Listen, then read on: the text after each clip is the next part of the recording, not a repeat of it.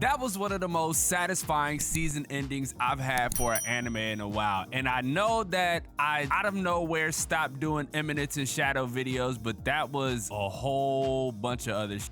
Wasn't in the groove for recording videos for a whole bunch of things, man, and I apologize for all of that, right? I know I should have brought y'all a ton of videos, but hey, the catch up was worth it, bro. The whole mundane man situation was super dope. It was super dope. Just getting to see all these other swordsmen, getting introduced to Beatrix, the war goddess, actually seeing their base. Oh man, and Rose. That was like one of the biggest things for me is what was gonna happen to Rose. I think she was done a little dirty, but she took the hand, right? She took the hand that was reaching out, the olive branch that was extended for strength. And this is what comes with it. She feels like she's losing Sid in all of this, right? Like losing her memory, all of that. And getting named number 666 is actually really dope. I f with that, bro. But the funniest thing is that she doesn't realize she's in Sid's camp for real. One of the things that I'm gonna foresee, right, is like she's gonna be officially a number, and then Sid just gonna come strolling through like Sid normally do, and then all of a sudden, boom, she gonna be like, what the fuck, Sid? Where did this come from? I think that is for sure something that could happen eventually in the future, but I'm just glad Rose is getting her flowers.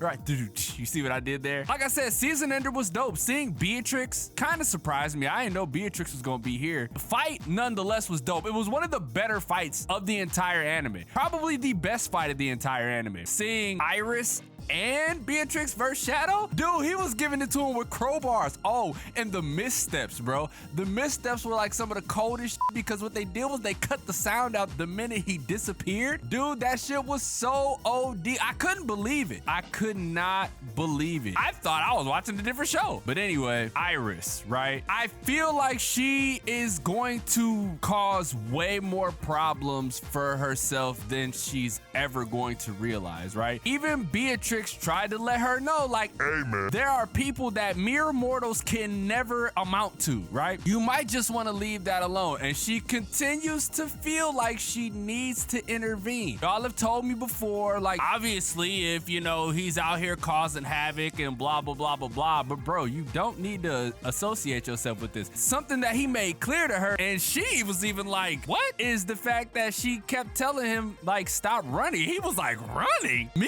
From you? He showed her. It was all for show. And I fucked with it though, right? It was all for show. He was like, for lack of a better words, he was like, I could blow up this whole city if I wanted to. This whole kingdom. That's not a problem. I could level this whole fucking earth if I wanted to. Obviously, he couldn't. Exaggeration is key in these situations. And it's crazy that obviously the cult of Diablos is still like running amok. We're gonna get into that a little bit later because that's some important shit. They only give a about Shadow Garden, which, I mean, it makes sense when Sid is out here doing what he's doing. But like, the cult of Diablos is so deeply ingrained in royalty that they don't see it. The best place to hide something is in your face, right? That's something that we've been told since we were children. Best place to hide something is in your face or in a book, but nobody's gonna look in a book. In your face is the best option because we're always looking this way. The fact that the cult of Diablos is so deeply imbued in these kingdoms means we still need to go out here and pluck these motherfuckers out of the ground, bro. So that's perfect. Perfect setup for Sherry as well. Oh man, dude, I saw Sherry's room and I was like, oh shit. She's a psycho now. Not understanding that her grandfather or the person that took her in was a big person in the cult of Diablos, right? Like he was one of the big wigs, but having him taken away and making it look like Shadow just killed him just because, you know what I mean? So obviously she's got some resentment there, but dude, back to Beatrix, bro. Which two of the Shadow Garden members is her niece? Cause she said nieces. Only one I could think of obviously is Alpha. Alpha has to be like the main niece, you know what I mean? Maybe Beta?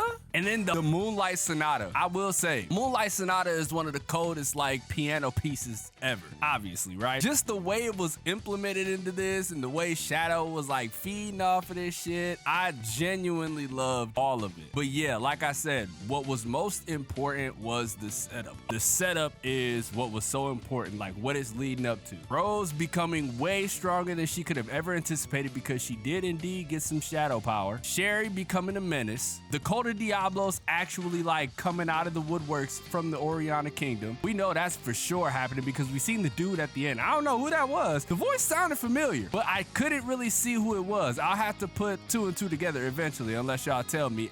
But don't, if it's spoilers, don't tell me. The eventual battle between Iris and Sid again, right? Like that's going to happen. That's going to happen. The more she tries to focus on this, the more the fight is gonna happen. And bro, like I said, she's never gonna be able to amount to that level unless she gets taken in by the Cult of Diablos and experimented on, man. That's like the only way you can do that shit, right? She's never going to get any more powerful. She's gotta have like elf blood, or like I said, she's gotta be experimented on. She gotta become a demon, gotta get some otherworldly artifacts. She's gonna have to do something, man, because she's never gonna be able to do it. I wonder if there's gonna be a point where she comes to the realization like, okay, they're not bad guys, they're just chaotic.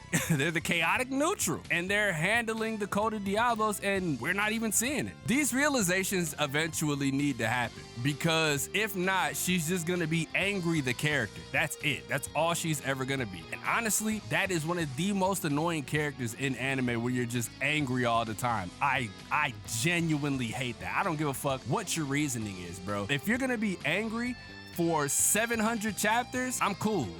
I'm cool on that, man. I'd read some other shit. That's one of the things I foresee with Iris, right? Like, she's gonna have some sort of realization. She's either gonna go far off on the deep end on the evil side, or she's gonna come to the conclusion that this isn't what I thought it was. Those happen, man. That type of shit happens all the time. Genuinely curious what you guys thought about the season ender. Make sure y'all let me know down below. Leave a like if you enjoyed, subscribe if you're new.